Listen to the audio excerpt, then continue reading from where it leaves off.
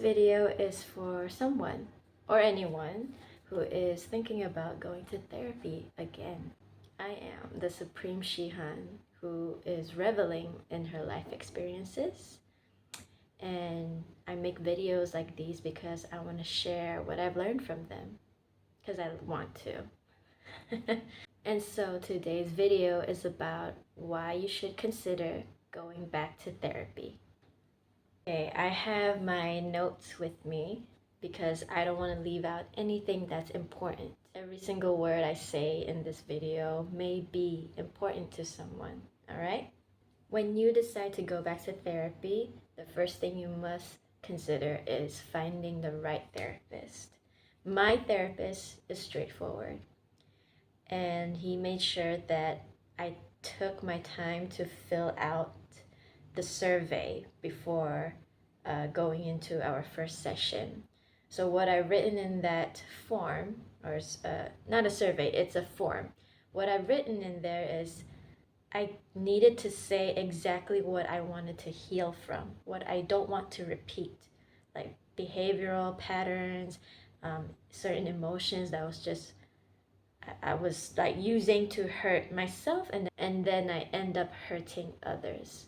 Make sure you find a therapist that can match your preference in terms of communication. Also, my therapist allows me to swear because I have a big mouth, which is something I rarely use on a daily basis. I do not say what I actually want to say. Does that make sense? Okay.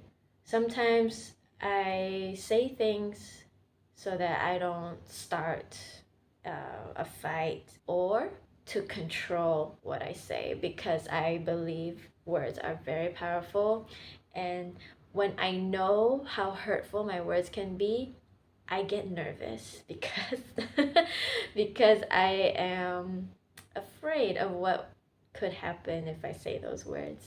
Ugh. But there were a few moments throughout my life where I wasn't afraid to say what I wanted to say. Like, I just said it because I had enough, which is why I'm back in therapy, because that side of me needs to be controlled too. Now, I won't share the details of what I talk about in my therapy sessions, but I will definitely share 3 points that I believe some people could benefit from. And these 3 points helped me open my mind recently. The first point is attachment, acceptance, and self-worth. Let me break it down. Basically, my therapist helped me uncover my attachment to relationships. These relationships include my relationships with my parents, or my family in general, with friends, like platonic relationships, or even romantic relationships.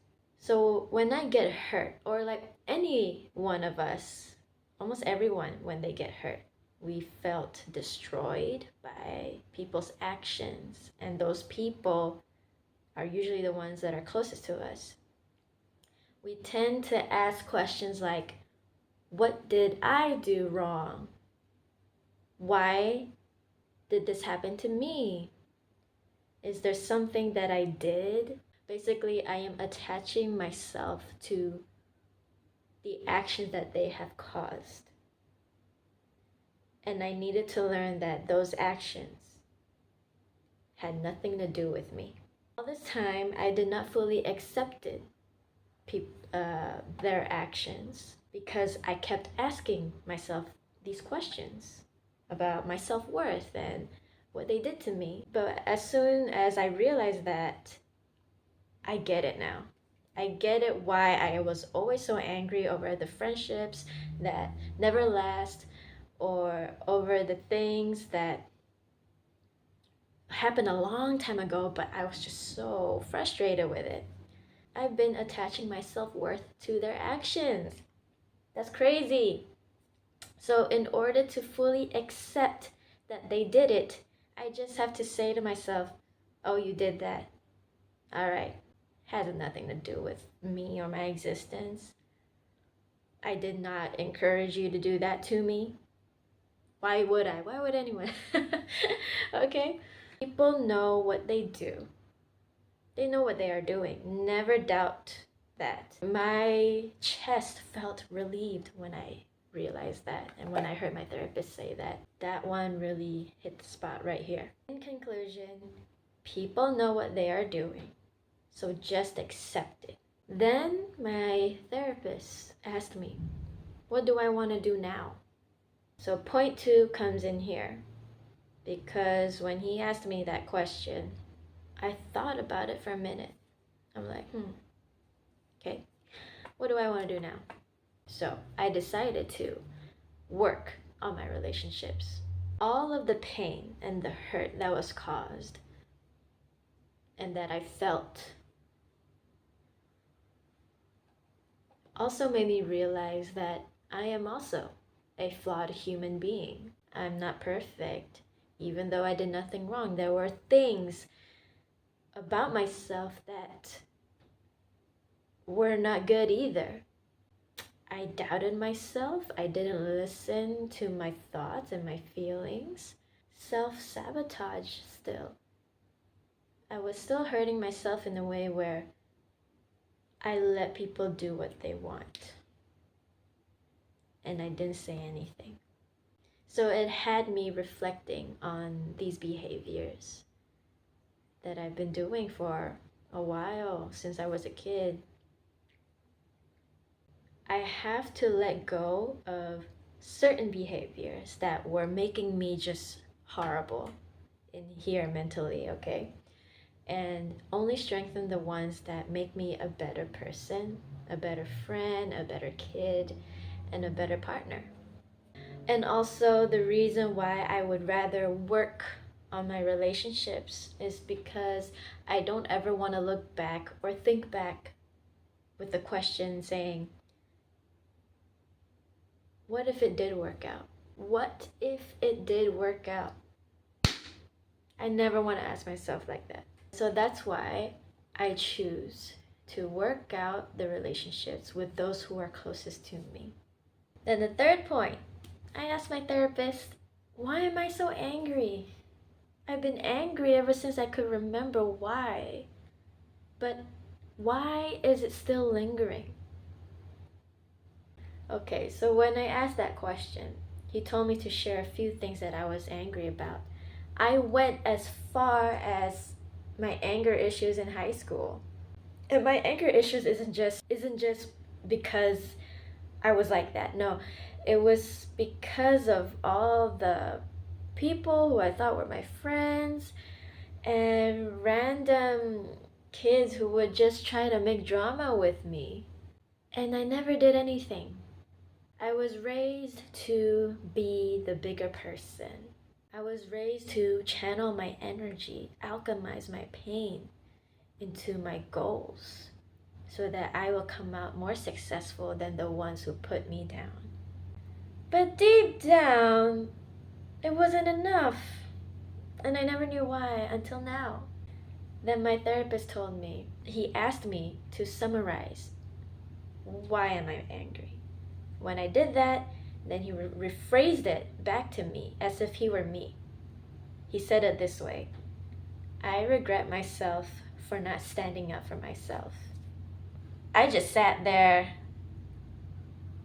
rubbing my eyes because I thought I did stood up for myself. I thought confronting these kids or people and telling them like, hey, you can't say that to me, you can't do that to me, you can't do that to those people, why are you treating us like this? And of course, in my experience, it backfired. I was gaslighted. I was told that, what am I saying? I'm saying silly things. And I never stood on what I felt, what I knew was right. I don't know if I actually needed to slap those people, or maybe I wasn't strong enough in communicating what I thought and felt. But then maybe some people needed to be slapped. And so, this third point healed the rage that I've been carrying with me for what felt like a very long time. It also healed the rage that I felt this year. In January 2025, I was raging. I was raging. But it definitely healed the rage I had and the rage I had when I was a kid. Every pain, resentment, and discontent were felt because I did not fully stand up for myself. And so I'm changing that.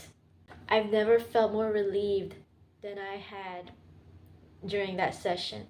When I came out of that session, I was just walking like, oh my goodness, I never really stood up for myself? Dang. Shit. So I'm not saying I'm gonna start fighting people. No. Push comes to shove. Shh. No. I'm not instigating anything. Shh. I did not say anything. Nope. Disclaimer. I do not encourage violence. Although some people thought I was violent because, I don't know. I didn't do anything. I didn't even say or do anything, man. It's crazy what people would say about you when they haven't met you. But anyway. I am a very joyful person in nature. You know what? We're not even gonna go there. That shit doesn't exist anymore. It's gone. It's done. And that's the point of therapy. You realize where you didn't do or what you have done. For me, I need to improve on defending myself. Not being defensive, but standing up for myself, fighting for myself. Maybe for the longest time, I never actually seen anyone stand up for me or fight for me or even defend me when I was around. That's why we seek professional help. That's what therapy is for. The right therapist will help you get to these conclusions. And my therapist did a wonderful job.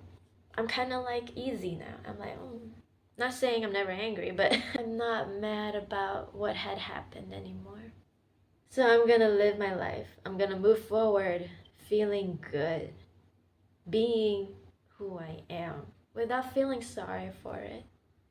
And I do have the confidence to really speak my truth. And that's why I'm doing content, because this helps me. This is part of my creativity. I like to speak on things. I like to share things. I like to share knowledge. I like to share experiences. And that is what the Supreme Shihan channel is all about.